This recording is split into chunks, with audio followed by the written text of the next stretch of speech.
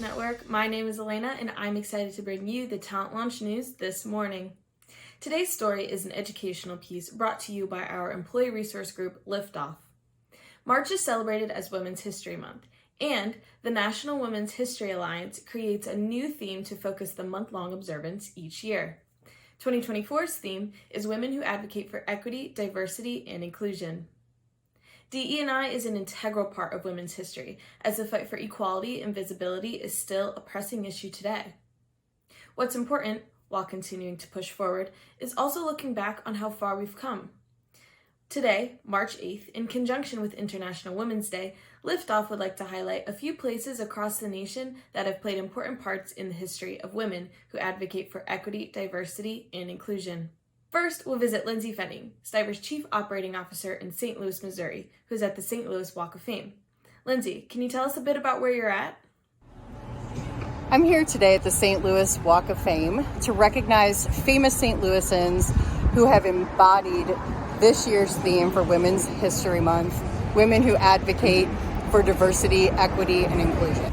Maya Angelou came to national fame in 1970 when she released the first volume of her autobiography, I Know Why the Caged Bird Sings, detailing her encounters with racism. After meeting Dr. Martin Luther King and hearing him speak, Dr. Angelou was extremely motivated to join him in the fight for civil rights. Throughout her life, Dr. Angelou was one of the most consistent fighters for human dignity and civil and women's rights. Happy International Women's Day and Women's History Month from St. Louis, Missouri.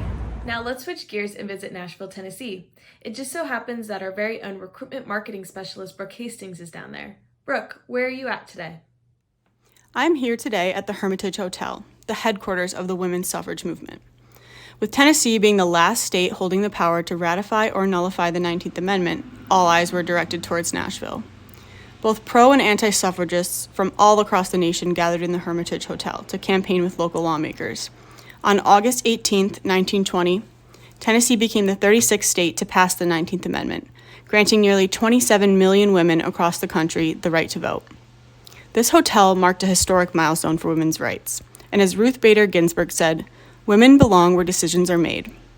Happy Women's History Month from Nashville, Tennessee.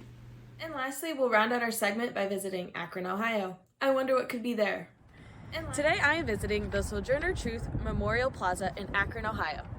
Back in 1851, Sojourner Truth stood here at the Universalist Old Stone Church during the Ohio Women's Rights Convention, a convention she was not even invited to.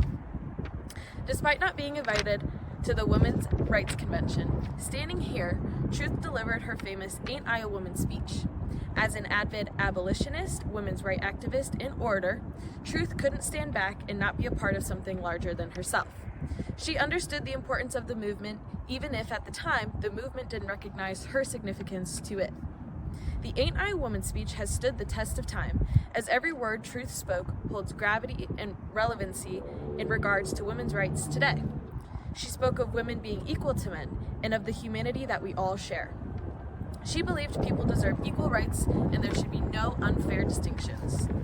Although the Universalist Old Stone Church no longer stands, thanks to many efforts of local Akron initiatives and fundraising, the Sojourner Truth Memorial Plaza stands in its place as a reminder to always pursue what is right.